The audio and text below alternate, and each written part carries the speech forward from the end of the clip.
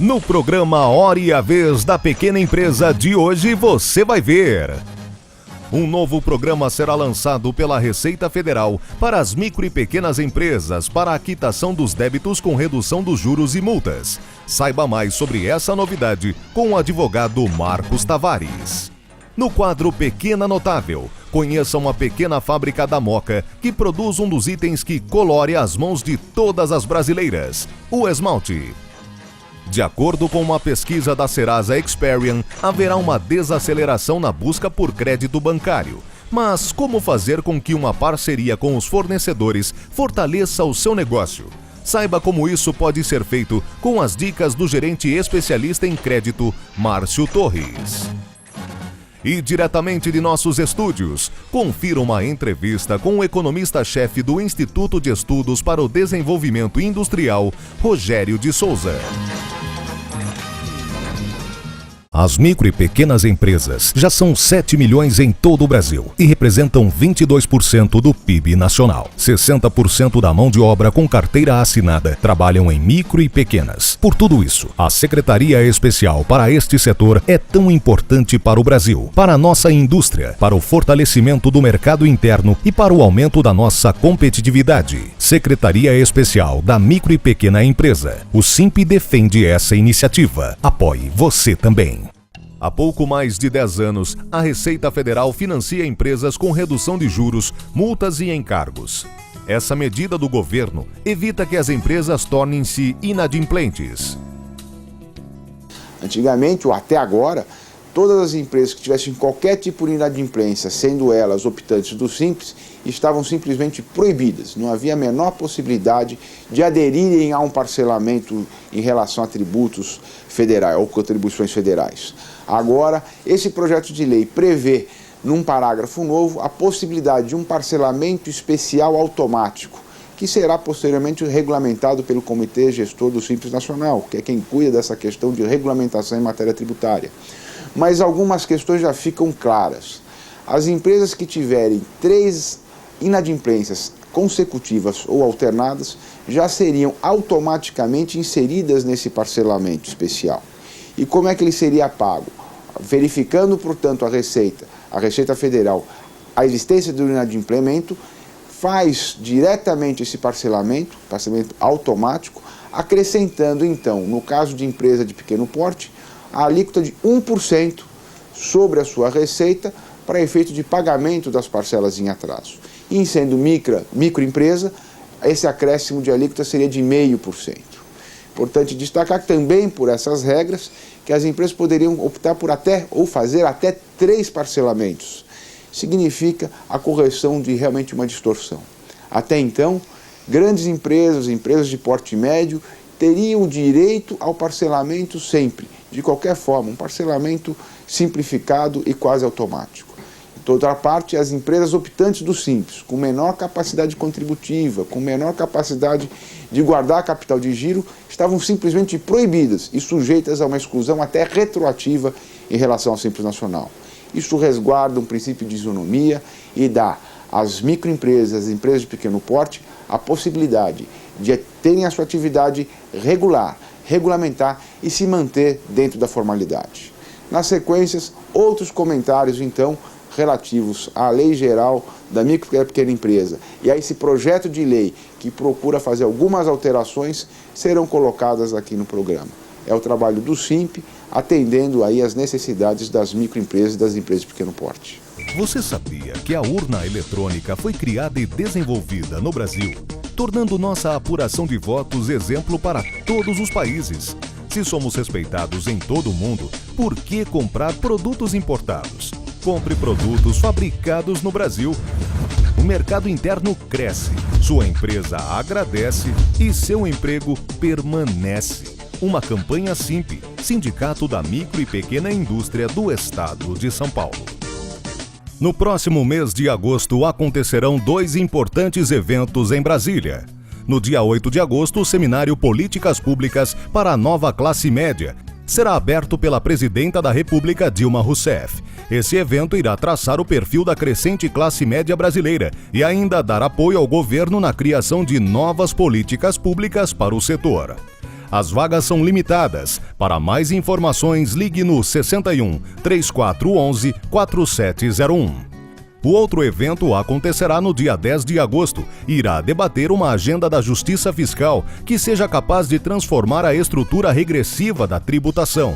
O Seminário Internacional sobre Justiça Fiscal é livre e as inscrições deverão ser feitas até o dia 5 de agosto. Para mais informações sobre o evento, ligue no número 61 3411 2199. Você sabia que a urna eletrônica foi criada e desenvolvida no Brasil, tornando nossa apuração de votos exemplo para todos os países? Se somos respeitados em todo o mundo, por que comprar produtos importados? Compre produtos fabricados no Brasil. O mercado interno cresce, sua empresa agradece e seu emprego permanece. Uma campanha Simp, Sindicato da Micro e Pequena Indústria do Estado de São Paulo. Em 2001, o empresário decidiu abrir uma empresa que é um dos itens preferidos na produção de muitas mulheres: o esmalte para unhas. No início eram apenas alguns funcionários. Hoje a empresa conta com mais de 40 colaboradores e é reconhecida em todo o Brasil e em Portugal. Qual empresário nesse país não passa por uma dificuldade? A gente tinha aquela estatística de 2 anos, 3 anos, 5 anos, eu achava que conosco não ia ser assim tão difícil, mas se tornou assim cada ano, cada mês, uma aventura em superar, em você criar um produto, uma estratégia de comércio, enfim, uma estratégia para a sua empresa para superar essas dificuldades.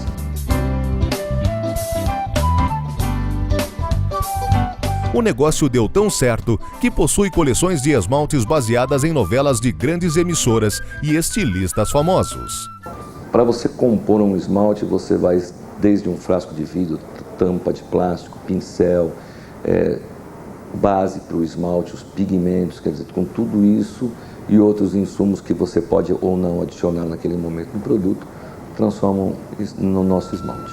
As cores são sempre escolhidas de acordo com o que é tendência da moda em todos os países. Não só eu, pessoalmente, faço pesquisas, eu tenho pessoas que me apoiam, eu tenho desde uma estilista, eu tenho, como é que eu posso te dizer assim, a própria internet, blogs, blogueiras, é uma união, uma parceria. Uma empresa não chega onde, por exemplo, nós estamos hoje sem parceiros. Você acaba de conhecer uma empresa que, através de muito esforço e dedicação, vem crescendo no mercado e leva a qualidade dos produtos brasileiros para o mundo. As micro e pequenas empresas já são 7 milhões em todo o Brasil e representam 22% do PIB nacional. 60% da mão de obra com carteira assinada trabalham em micro e pequenas. Por tudo isso, a Secretaria Especial para este setor é tão importante para o Brasil, para a nossa indústria, para o fortalecimento do mercado interno e para o aumento da nossa competitividade. Secretaria Especial da Micro e Pequena Empresa. O Simp defende essa iniciativa. Apoie você também. Mensalmente, a Serasa Experian realiza pesquisas a respeito dos créditos bancários dados às empresas. A expectativa para o segundo semestre é que haja uma desaceleração de crédito por conta do aumento das taxas de juros e maiores níveis de inadimplência. À medida que esse juro aumenta, né, a empresa tem em conta que à medida que ela paga mais juros, o lucro dela cai. Então ela vai ter esse fortalecimento da relação com o fornecedor, que vamos dizer, o parceiro natural das empresas, né? Além da parceria com fornecedores e colaboradores, o empresário poderá buscar algumas alternativas para buscar financiamentos bancários. Mas veja, existe muita linha de crédito que dá para ser usada. Quer dizer, vai fazer desconto de duplicata, vai fazer desconto de cheque, desconto de algum tipo de recebível. Isso vai continuar. Isso não vai parar nunca, né? A pequena empresa e a grande idem, né? Ela vai continuar fazendo isso, né? O que dá para fazer agora, em função dessa mudança de patamar do consumo, é se planejar mais e até fazer algum projetinho de investimento, de aumentar o seu negócio. E quando você faz um projetinho desse de investimento, você consegue colocar dentro dessa conta um pouco de capital de giro, que é natural, né? Então, pense um pouco no investimento, pense um pouco no capital de giro, faça um pacote um pouco maior. Com as dicas dadas pelo gerente especialista em análise de crédito, você poderá se preparar melhor para o segundo semestre, sem fazer com que seu negócio corra grandes riscos.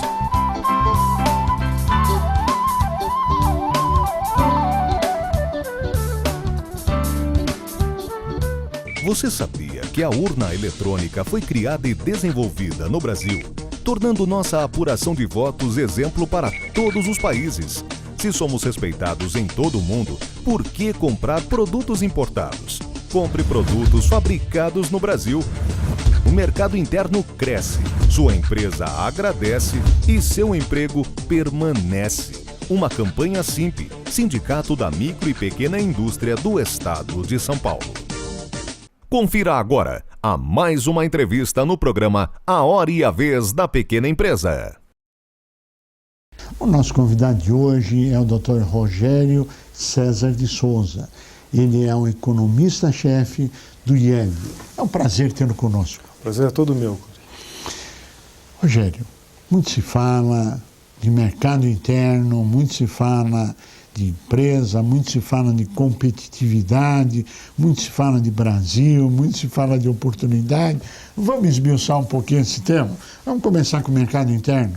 Vamos sim. Quando a gente fala em mercado interno, nós estamos querendo basicamente dizer o seguinte, é o consumo, é a demanda dos consumidores, são o consumo das famílias, tá certo? E isso vai bem mesmo, né? Há muitos indicadores que mostram que o consumo das famílias nos últimos anos cresceu muito, né? Isso devido ao avanço do emprego, né? E, junto ao avanço do emprego, o aumento do rendimento real do trabalho. Ou seja, a nova classe C?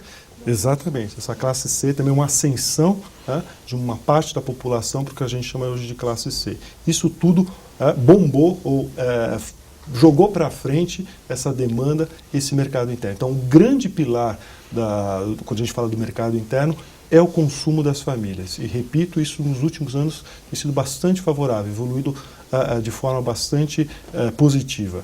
Ou seja, todas as economias desenvolvidas hoje no mundo estão criando e continuam com o discurso da economia globalizada, mas cada vez mais fechando o seu mercado interno.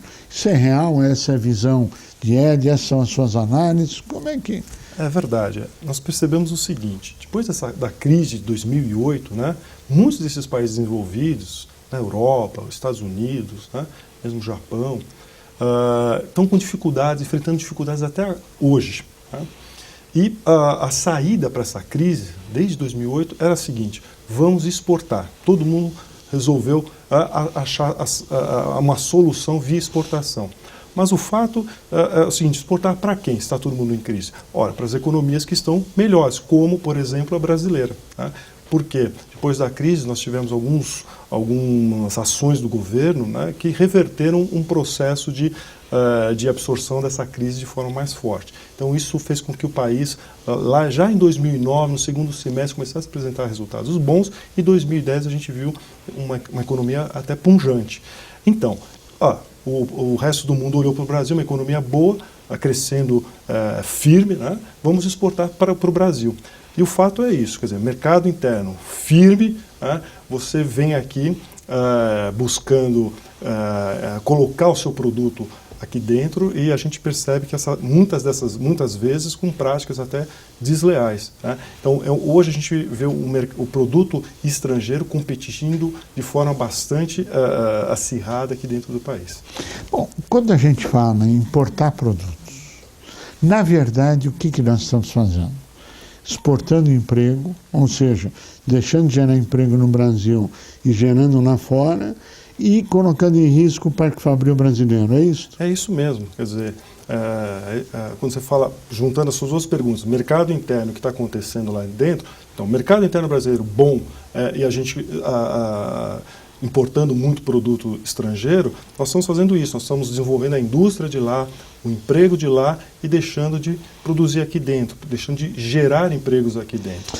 Os Estados Unidos tinham uma campanha há 70 anos atrás que ela batia todo dia Buy America. Nos últimos 10 ou 15 anos, ela começou a comprar produtos do país mais barato do mundo e fez com que o seu Parque Fabril fosse para outros países ou que ela mesmo viesse a fechar. Esse é um dos grandes motivos da dificuldade da recuperação da economia americana? Eu acredito que sim, né? Porque o mercado interno passou só a importar e deixou de produzir. Exato. E ter a robustez do mercado interno. Nos últimos anos, a indústria brasileira americana foi perdendo participação no PIB, foi diminuindo. Muitas empresas americanas foram para fora do país, foram produzir em outros países, tá certo? Produzem lá fora, mas depois exportam para o próprio mercado americano. Portanto, você deixa de gerar emprego, né? E eu posso arriscar dizer aqui que o Brasil sofre dessa ameaça também. Esta ameaça no Brasil é concreta, mas antes de falarmos da ameaça Brasil, eu só queria a reconfirmação de que o serviço fast food nos Estados Unidos, o call center, ou seja, quem atende o telefone e manda fazer entrega, está fora dos Estados Unidos, está na Índia. Isso é real? Isso é real. Bom, agora vamos falar do Brasil, o risco do Brasil. Quando veio a crise mundial, o governo brasileiro reduziu a taxa de juros, alongou o prazo de financiamento, deu acesso a crédito e reduziu a carga tributária. Exatamente. E foram as medidas anticíclicas que viabilizaram o crescimento do mercado interno. Exatamente. Tanto que deu certo que 30 milhões de brasileiros se tornaram a classe C. Exato. Riscos que nós corremos hoje da sua avaliação. O risco, acho que é muito claro e muito específico, está ligado à indústria.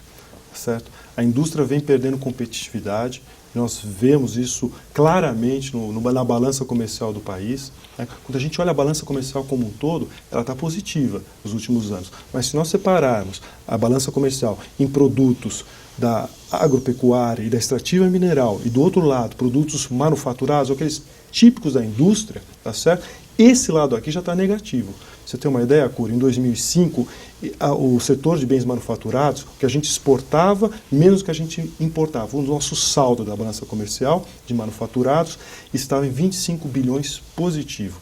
Tá? Ele veio caindo em 2008, 7 bilhões negativos, em 2009, 8 bilhões negativos, 2010, o ano passado, 35 bilhões negativos, e nós estamos projetando para esse ano, com os dados que nós temos até esse primeiro semestre, pode atingir mais de 50 bilhões negativos. O que significa? Isso significa o seguinte, que a nossa indústria, tá certo? Pode até ter, alguns vão dizer o seguinte, que o bem importado ele vem para complementar a produção do bem nacional quando o país está crescendo. Isso é verdade, mas não do jeito que nós estamos vendo a enxurrada de importados. Esses bens importados eles estão vindo para cá, estão tomando mesmo de fato o lugar, substituindo a produção nacional. E o emprego nacional, e o investimento nacional. Exatamente. Aí, você me permite, então por que isso? Por que nós estamos perdendo a competitividade? Aí sim, uns aspectos a gente já sabe são as velhas questões de sempre, que a gente está acostumado a chamar de custo Brasil. É a carga tributária que é elevada, as questões de carências de infraestrutura, logística, o custo do capital, que é alto, custo de capital de giro, tá certo? E as fontes de financiamento também. Então, isso tudo encarece o produto brasileiro. E nós perdemos competitividade, muito da nossa perda de competitividade, eu diria, com toda certeza, que estão nesses aspectos, nesse entorno da empresa. Bom, mas se nós olharmos a discussão de carga tributária, custo do dinheiro, etc., que são problemas realmente de competitividade e são reais, esse é o discurso que nós estamos adotando há 10 anos, 20 anos, 30 anos. Agora, a grande pergunta é, o que é que tem de novo? A desvalorização cambial, a supervalorização do real, a desvalorização do yuan em 60%. Com a sua análise desse cenário? Exatamente. Hoje o foco principal é o câmbio. o câmbio está matando, né, ou está ameaçando demais as nossas empresas.